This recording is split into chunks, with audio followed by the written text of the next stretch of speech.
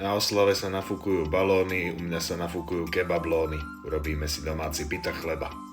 Do hnetacej nádoby 400 g hladkej múky, lyžička soli, lyžička cukru, jedno sušené droždie, 2 polievkové lyžice gréckeho jogurtu, ďalej pridáme 2 polievkové lyžice olivového oleja a 220 ml teplej vody.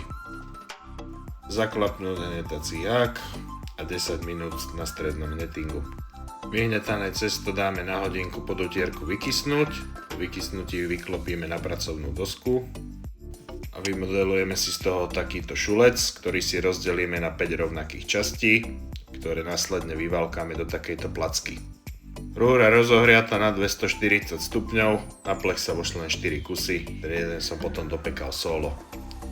Hlavne od toho neodchádza, je to pomerne rýchlo 6 až 10 minút.